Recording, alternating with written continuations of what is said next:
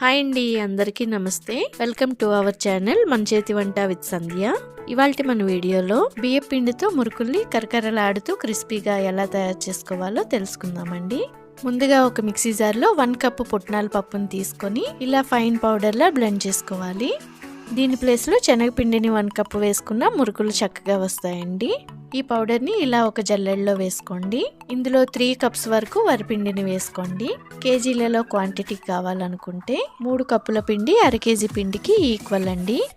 ఇందులో వేసుకునే బియ్యం పిండి సూపర్ మార్కెట్లో కొన్నదైనా పర్వాలేదు, ఇంట్లో బియ్యంని లేదా రేషన్ బియ్యంని కడిగి పిండి పట్టించుకున్నా పర్వాలేదు. ఏ పిండితో చేసినా మురుకులు చక్కగా వస్తాయండి.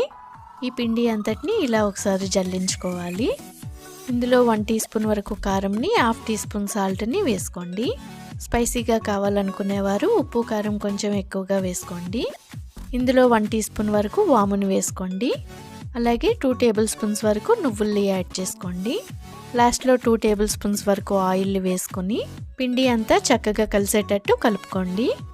పిండి అంతా ఇలా చక్కగా కలుపుకున్నాక ఇందులో వేడివేడి నీళ్లను గరిటెతో కలుపుతూ యాడ్ చేసుకోండి. పుట్నాల పప్పుతో చేసుకున్న పిండి బియ్యం పిండితో కలిపి 4 కప్పుల వరకు పిండిని మనం వేసుకున్నామండి.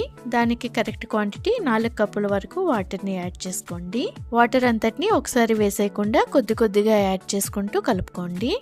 ఇలా వేడివేడి నీళ్లను వేసుకొని గరిటెతో పిండిని కలుపుకున్నాక కొద్దిసేపు పక్కన పెట్టి చల్లారనివ్వండి.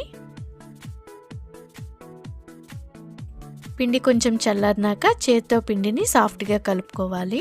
అవసరమైతే మధ్య మధ్యలో కొద్దిగా వాటర్ని చిలకరించుకుంటూ పిండిని సాఫ్ట్గా కలుపుకోవాలి.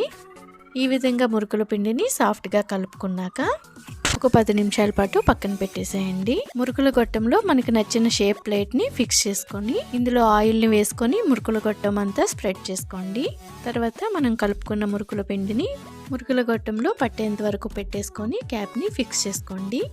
ఇలా ఫ్లాట్గా ఉండే ప్లేట్కి కొంచెం ఆయిల్ని అప్లై చేసుకోండి. ఈ ప్లేట్పై మనకు నచ్చిన సైజులో మురుకుల్ని ఒత్తేసుకోండి. ఈ విధంగా ఒకవైపు మురుకుల్ని ఒత్తేసుకుంటూ మరొక వైపు వీటిని వేయించుకోండి. డీప్ ఫ్రైకి సరిపడా ఆయిల్ని వేసుకొని ఆయిల్ హీట్ అయ్యాక మనం చేసుకున్న మురుకుల్ని 1 బై 1 ఆయిల్లో డ్రాప్ చేసుకోండి. ఈ విధంగా ఆయిల్కి సరిపడా మురుకుల్ని వేసుకొని ఇలా ఆయిల్లో వస్తున్న బబుల్స్ అన్నీ తగ్గితే మురుకులు చక్కగా వేగినట్టండి. వీటిని 2 వైపులా ఫ్లిప్ చేసుకుంటూ క్రిస్పీగా అయ్యే వరకు వేయించుకోండి. ఇలా చక్కగా వేయించుకున్న మురుకుల్ని ప్లేట్ అవుట్ చేసుకోండి. అంతేనండి, కరకరలాడే మురుకుల్ని ఈ విధంగా తయారు చేయండి, చాలా రుచిగా వస్తాయి. వీటిని 8 కంటైనర్లో స్టోర్ చేసుకుంటే 1 మంత్ పాటు ఫ్రెష్గా ఉంటాయండి. మరి మీరు కూడా ట్రై చేసి మీకు ఎలా వచ్చాయో కమెంట్స్ ద్వారా నాతో తప్పకుండా షేర్ చేసుకోండి ఫ్రెండ్స్. ఇలాంటి మరెన్నో టేస్టీ రెసిపీస్ కోసం మన ఛానల్ని సబ్స్క్రైబ్ చేసుకోండి. మన రెసిపీస్ మీకు నచ్చితే లైక్ చేసి మీ ఫ్రెండ్స్కి, ఫ్యామిలీ మెంబర్స్కి తప్పకుండా షేర్ చేయండి friends. Thank you for watching this video.